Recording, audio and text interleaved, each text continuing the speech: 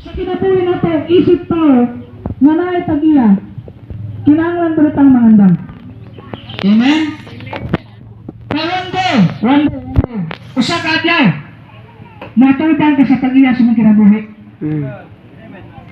Unya, pangutangan ka sa tagiya sa mga kinabuhi, kung yun sa nimo paggamit ang imong kinabuhi din sa yuta. Ini nga tulpan nimo sa Ginoo, ino ka sa Ginoo. Yun sa nimo paggamit ang imong kinabuhi din dito pa ka sa yuta.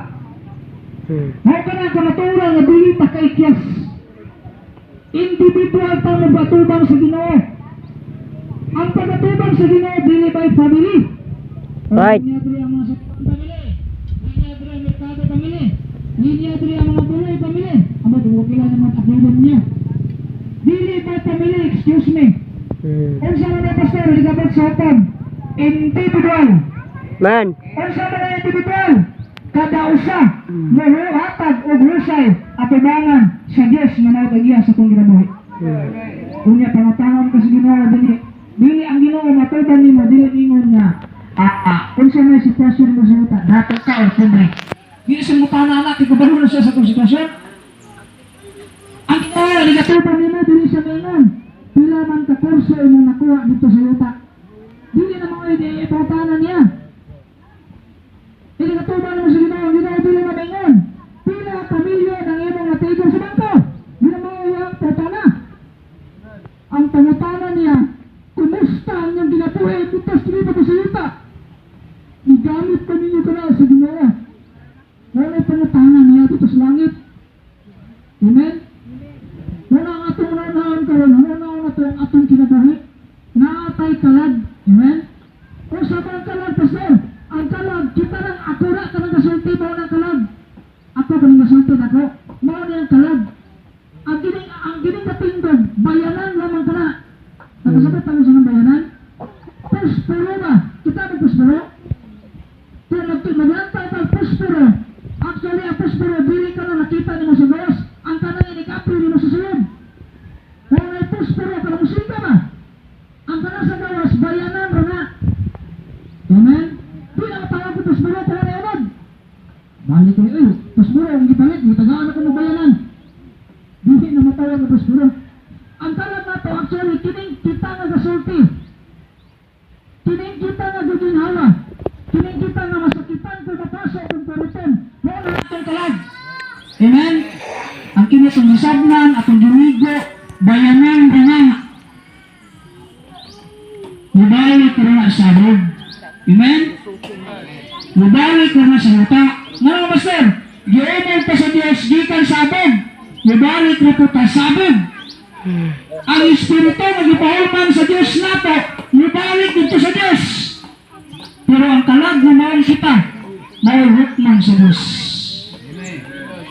Ang nakapait igsoon at ang kamatuoran, pamati mo, ang kalag walay kamatayon. Amen? Walay kamatayon ang kalag. Basta ingon mo, kung sa kamatayon, impas na ito na, mas utang. Wala may problema, nasayot kay igsoon, kaya napa kay kalag. Ang Biblia nag-iyo sa Pinadayag 20:15, kinsa nga ngalan nga wala may sulat sa libros kinabuhi, itambok siya nga to sa linaw na kalayo. Kinsa nga naigsoon, katunang kalag na walay relasyon sa Ginoo. Na nakadluki ang Diyos hanggang buhi pa ka. Kanya, kakaig bilang imong kalag. Sa kalibutan ron, dagang kayong plan. Isa lang plan gani? Na ay life plan. Nangandam ka, life plan. Pero wala ka pangandami ang imong soul plan. Isa lang soul plan, pastor? Pangandaman na ito atong kalag. Kung asa paingon. Amen? Amen?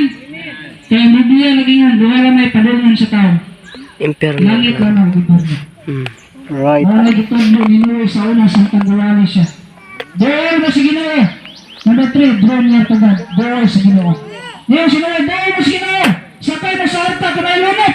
Iyong ba mata? Kainit, ani? Sukat-sukat sa kalibutan. Lagi kami kadahon, maniulan. Kung saan din ang ulan doon? Kanang tubig, pagitan sa langit. Mulunok. Lagi yun ang Ginoo. Pahay mo ko niya karka dito sa buntod. Iyong ba mata? Di bye-bye. Kung sa buntod, gawin mo ka. Ang Ginoo may kasugo. Walis no, wali, hala. Ikaw ng Bible, 120 years niyang wali. Ang mga tao, sige nagkatawa. Napadayon silang gibuhat, wala din na mati. Swerte kita rin, kadagang kayo nagwawali. Amen? Swerte kita rin, kadagang kayo ginawa. Pag-abot sa takna sa Ginoo, gisira ng arka. Gipaulan, sukal sa una, nga wag-gyud ka ulan. Ang mga tao nakaingon, insakto gyud si Noe. Yung mga tao, insakto gyud si Noe. Pero ang arka, sirado na. Noe, pasakyan eh! Si Noe ingon, wala na ng kanan, sirado ng arka. Di ako na sila, ang Diyos. Amen. Amen? Karong panahon na abro pa ang kaluwasan sa atong kalag. Di pa sirado. Dili na tawala to, masirada na sa Ginoo. Sa isang bagay, pastor, karong madaog sa salubutan, sirado na ang kaluwasan, anak. Maabot man ang kaluwasan siguro sa panahon na tribulation na mag-antos ka sa pag-antos sa kamaluwas, nisod na kayo na. Karong panahon na grasya pa ang gihatag sa Ginoo. Usa tong baton, draw near to God. Doon sa Diyos samtang may agnaw pa. Amen? Seek the Lord. Gibuhat ninyo pastor para manindro ninyo. Gibuhat ninyo pastor para masapi ninyo. No! Wala namang gibuhat. Gibuhat naman niya para masultian ang uban sa maabot na katalagman sa kalibutan. Lugyan ng Bible. Individual ka matubang sa Ginoo. Amen? Yang matagusan na to, maghatag ug-usay sa Dios. Nya pag-abot sa libro, paglanta dito gula atong ngalan, itambog sa linaw nga kalayo. Pastor, kanang linaw nga kalayo, unsa man na, walay katapusan nga kamatayon sa impierno. Adlaw gabi ka ditong magkagut si nipon. Napa di ko nipon na pastor, mapatay mo ko. Sama sa kong gisulting ina, ang kalag walay kamatayon. Amen? Walay kamatayon. Hangtod sa kanturan. Whereas ang langit, tao mayroon kaayo.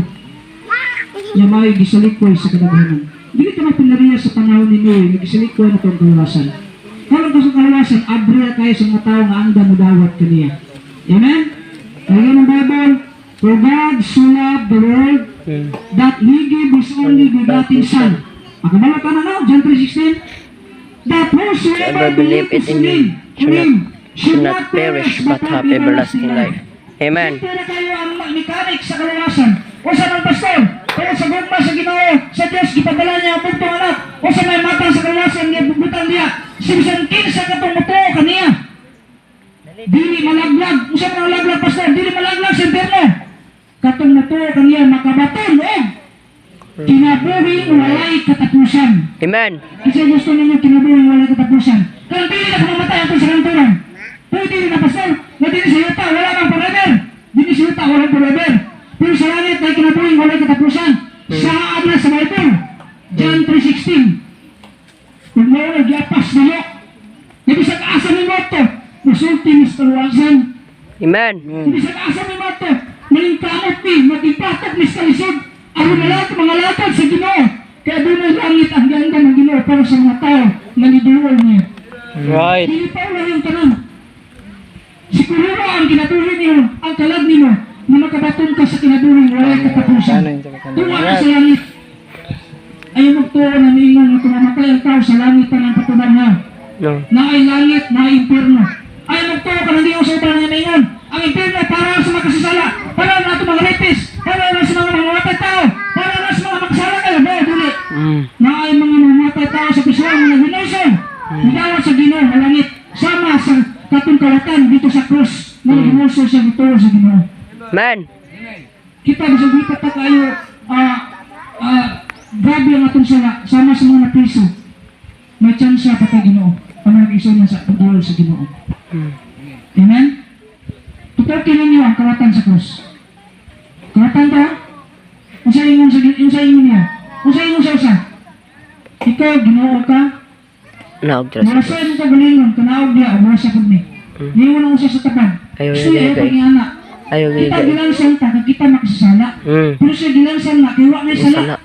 Kung sa'yo iyang gingon, Ginoo, kung ato na ganay kasi nangyarian, ayaw kong kahunti. Amen. Wala yung gingon ha, kabalo mo na tanan. Kung sa'yo gingon sa Ginoo, karong palandaan, dadong tikas kong paraiso. Sa ito ba, ato na giandam ang Diyos para sa mga matuon niya. Amen? Naganda ng Diyos niya ito mga tao na naghahinog adlaw para niya.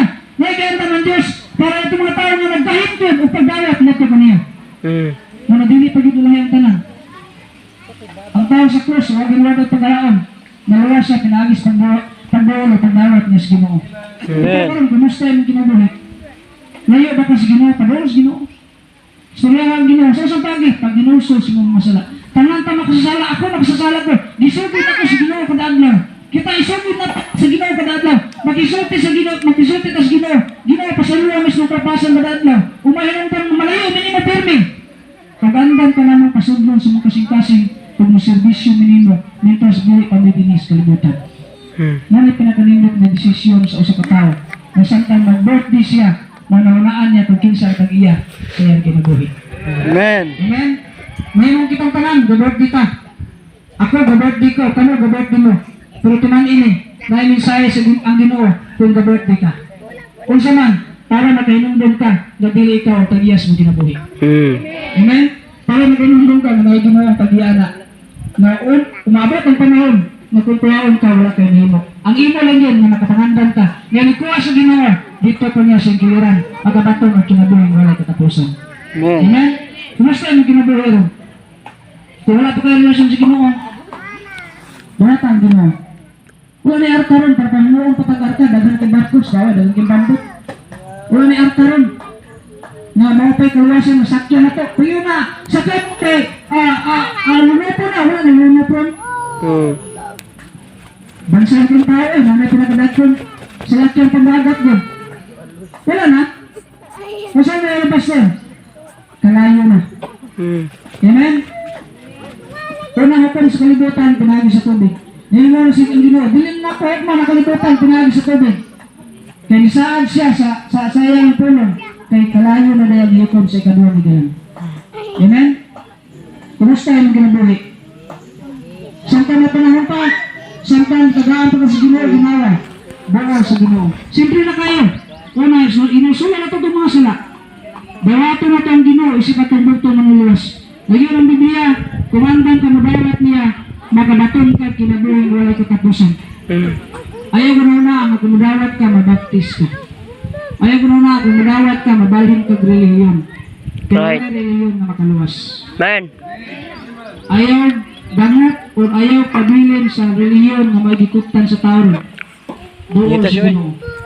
Kaya posible kung matulog ka sa mga relihiyon, badamo ka sa mga relihiyon, wala posible na berno ang sa katao na naman dili mag-uwal sa Ginoo. Ayaw ko na ang mga makaluwas. Kung ang si Jesus Christ, si Ginoo si Kristo na makaluwas sa mga kalagdili kami. Dili ang relihiyon. All you have to do, magbaton ka relasyon sa Ginoo sa buhi pa ka. Kahit kung mamatay na, ulahin ang kanan. Amen? Amen. Hebrews 9:27. Which is appointed unto men. It appointed unto Unto man man once to die, but after this, the judgment. Ang usa ka tayo gitagna na mamatay kausalan. Dita pala kinabuhi sa iring. Nga dagang kinabuhi. Kita kausalan. Kumana na hukom. Ang panatana, inigakan sa Ginoo, asa tapingon. Sumalatang Ginoo, samtang buhay pa ka, pagbatong relasyon sa Ginoo. Manit ka, ako ngayon ka na sa pagtindog. Tutob sa naadri ron, tindog kay atong tapusan.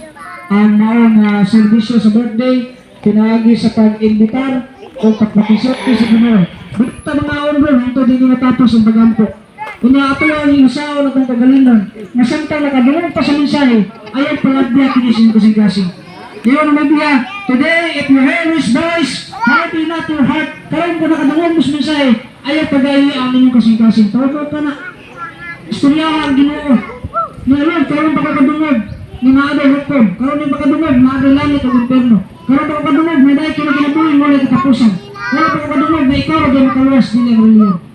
Diyan ang baton, dawata ang Ginoo. Sa pagdawat mo sa Ginoo, magbaton ka relasyon sa Diyos. Taliwala ikaw o sa Diyos. Wala ko masayon niya na. Masarap ang baton. Kung gusto kang magbatong relasyon sa Ginoo, simple na kayo ang mekanik, iisa rin ang kanot. So, isang bagay pa son, iisa rin ang kanot. Ano ang pason? Dawaton mo yung Ginoo, pag-isubon mo siya sa mga kinabuhi. Kung dawaton mo siya, isip yung buktong personal na mga lawas. Kung dawaton mo siya ng Bible, ang ilang ngalan isulat sa libros kinabuhi. Pero yung tika, ang ganang pagdawat niyo dapat sincere yun. O pininood. Amen? Magandang. Amang mga ng Diyos, salamat niyo tatlas o tulong. Salamat sa mga mensahe, yung mga napasabot ko naman. sa among kinabuhi. Gani Dios, nagisulti kami ang nimo amahan karon nga humuko nimo ang kasing-kasing sa usa. Ayaw sa ilang galingan pinagi sa pagtuo na reliyon na makaluwas kundi relasyon ng Dios diya kanimo. Santa na praise pagbuko ang mga mata niya nagapiro ng mata ng bukong ang ayang ulo. Mag-extend na kang invitation. May mga relatives ka o bisita ka nini ikaw to. Hangyo na ko kunimo pinagi sa hangyo nga iligsuon o kasiguraduhan na desisyon sa mong kinabuhi. Masayad ka sa desisyon, sa imong desisyon, importante ka na. Kung masayad ka na adunay padungan ang tao sa samtang buhi pa siya, o mamatay siya adunay padungan langit o gibdon. Kung nasayad ka na ang doktor yung paagi mao ang pagdawat sa Ginoo. May mo ba ka may isa sa mong kamot karong doktor niyon ka pastor, yan po ko dawaton ako ang Diyos o pasuglo na ko siya sa akong kinabuhi sa samtang buhi pa ko. Isa may sama niya na. Isa lang itong kamot ay kaulan. Ang kalawasan, gidala sa Diyos din napita. Dili sulagma mga birthday, aron maluwas ka kung dawat ka sa Ginoo. Ang imong buhaton, isa mo itong kamot o dawat ang Ginoo. Ayaw isipa, nga kung dawat ka, mabaptize ka. Mabalhin ka ngayon mo. Isipan na kung dawat ka, may kasiguraduhan ka sa mong kalag na wala kamatayon. Isa may sana na, ay kaulan. Ay kaulan, isang kamot. Magbaton ka relasyon sa Ginoo. Dili napita wala. Magbaton ka relasyon sa Ginoo. Kasi ikaw lang. Iwan ng Diyos. Kung ikaulaw ako sa mga katawan din sa kalibutan, ikaulaw ko sa sila sa kumamahan na tuwa sa langit. Ay, ito na. Kaya Ginoo wala mawala, magpakamatay siya sa krus para nga to. Sige, isang kamot. Wala. Magbaton ka relasyon sa Ginoo. Isang tong kamot ay ikaulaw. Kaya ampuan ka mo. Ampuan ka mo para sa Ginoo. Sige. Wala niya. Isang kamot ay ikaw lang. O sige na. Isang tong kamot na. Kung nakasabot ko sa mensahe, isang kamot. Salamat. Isa pa dyan.